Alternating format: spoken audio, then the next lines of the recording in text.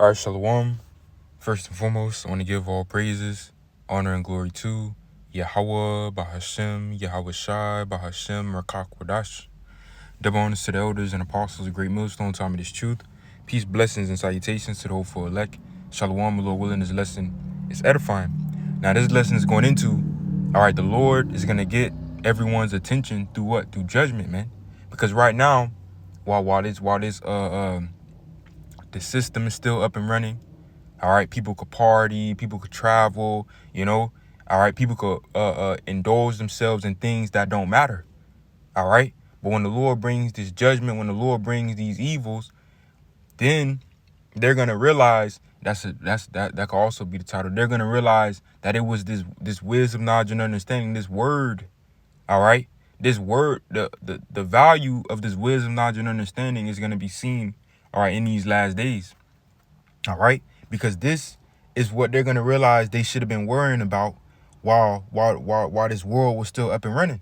That's why the scriptures say, "Remember now thy Creator in the days of thy youth, while the evil days come not." All right, because in a time of peace, people's minds are stuck on vanities and things that don't matter, instead of remembering thy Creator.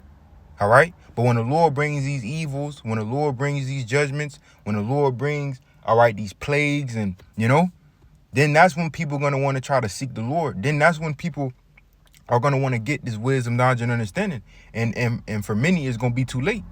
All right. And let me read this. I had typed this in on the chat. It says, vanities. I typed in, vanities are the luxury of peacetime. All right. It says the phrase vanities are the luxury of peacetime conveys the idea that people have the time and security to focus on superficial concerns only when they are not facing serious hardship or conflict. The underlying meaning is that during war, crisis, or survival situations, practical needs take priority over appearance, status, and other vanities, man. All right? Ain't nobody gonna be worrying about their favorite rappers, Ain't nobody gonna be worrying about this football game and, the stats of this player and all that's gonna be, ain't nobody gonna be worrying about that, man. All right, people gonna be worrying about surviving. Okay, these are the times that we're coming into. All right, because vanities, actually, let's hit the scriptures now. This is the book of Ecclesiastes, chapter 10, verse 6. It says, folly is set in great dignity, and the rich sit in low place. The scriptures say folly, all right, foolishness, okay, wickedness is set in great dignity, man. And this is why you see, all right, people becoming famous, all right, over the most foolish things. All right, the most foolish things are exonerated in this society, man. All right, people are praised for wickedness. People are praised for folly. People are praised for foolishness. Okay, and this is allowed to happen because first, we live in a wicked world, and second, these people they're at peace. All right, they have a sense of security in these times, man. But see, soon, this is why the scriptures say, they shall say peace and safety, then sudden destruction cometh upon them as travail upon a woman with child. When the Lord bring these evils, a nigga not finna be thinking about NBA Youngboy, man. A nigga not finna be thinking about LeBron and, what team him getting another ring and all that. Nobody gonna be worrying about that, man, in the times that we're coming into. It says folly is set in great dignity, and the rich sit in low place. And the rich, the true rich, are who? The Lord's elect. All right, the hopeful elect, because they have this faith, the true wisdom, knowledge, and understanding of the scriptures. They have riches toward the Lord. All right, let's get that. Revelation chapter 2, verse 9. It says, I know thy works and tribulation and poverty, but thou art rich. And I know the blasphemy of them which say they are Jews and are not, but are the synagogue of Satan, man. And the point is, I wanted to get this verse, and poverty, but thou art rich, going into what? The Lord's elect have faith, all right? They have this wisdom, knowledge, and understanding of the scriptures. They have riches toward the Lord.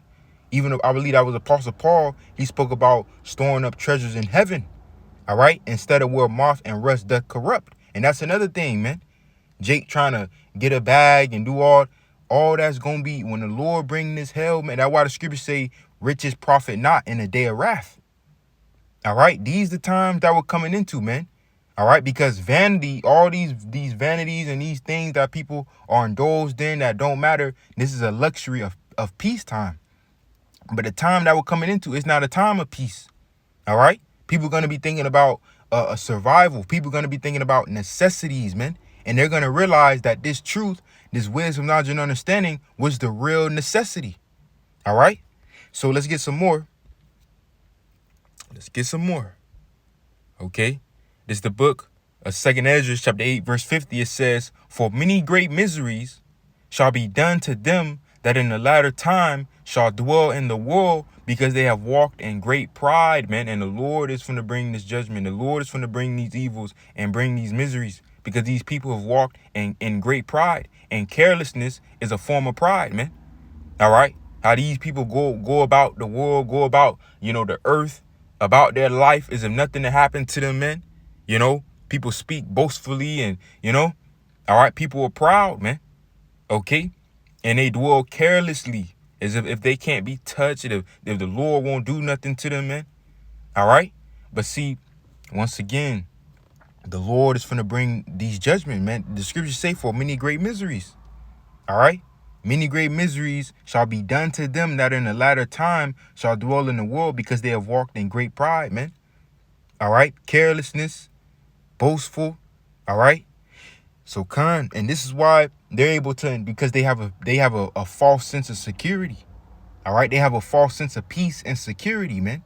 But this is why the scriptures say, "Make no tarrying to turn to the Lord, put not off from day to day, for suddenly shall the wrath of the Lord come forth, and in thy security, all right, thou shalt be destroyed," man. Roughly paraphrasing, man. All right. In thy security. Okay. Ezekiel chapter 7, verse 25, it says, "Destruction cometh, and they shall seek peace, and there shall be none," man. All right. And we're coming into times like this. All right. "Destruction cometh, and they shall seek peace, and there shall be none." Okay. So let's go Matthew chapter 24. This Matthew chapter 24, verse 37, it says, but as the days of Noah were, so shall also the coming of the Son of Man be. For as in the days that were before the flood, they were eating and drinking and marrying and giving in marriage until the day that Noah entered into the ark. Right. So the scripture saying, as in the days of Noah, before the flood, the people are going to be in the same spirit, the spirit of mirth, the spirit of folly, the spirit of festivity. We read folly is set in great dignity, man. All right. People are going to be consumed in things that don't matter.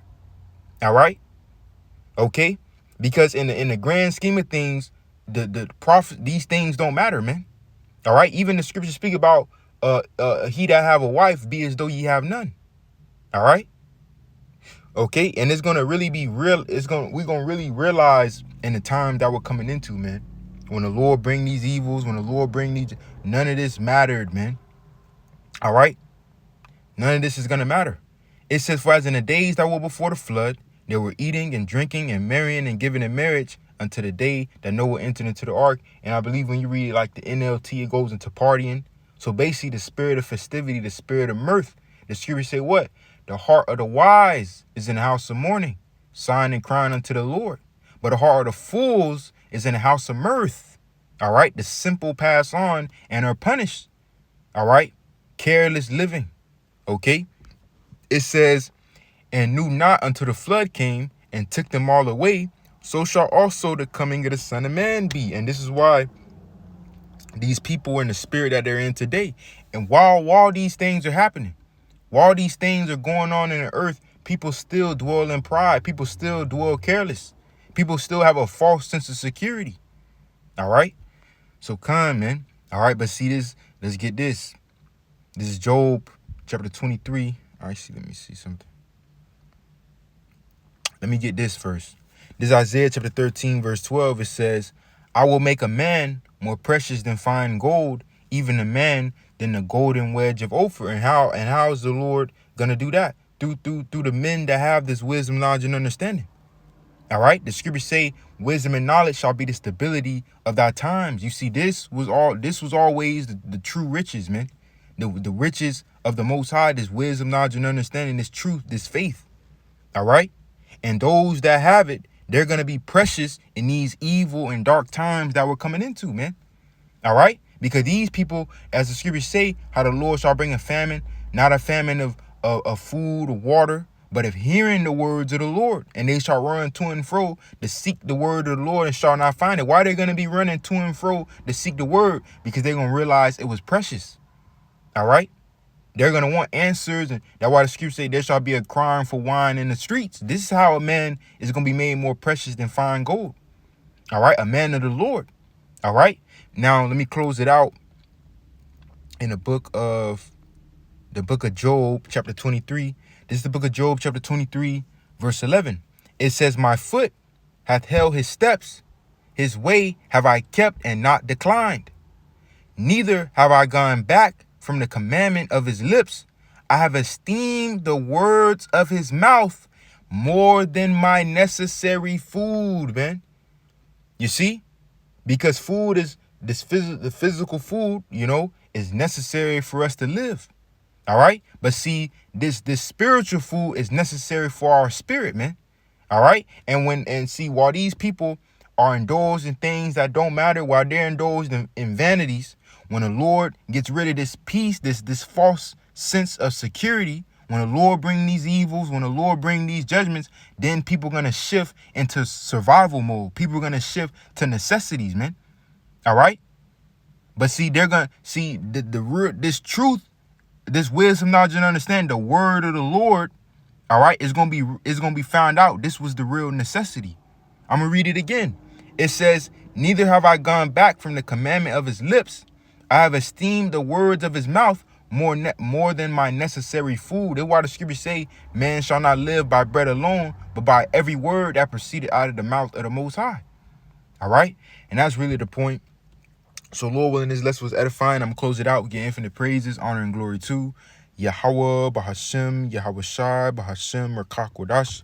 Double honors to the elders and apostles, a great millstone, time of this truth. Peace, blessings, and salutations to the hopeful elect. Shalom.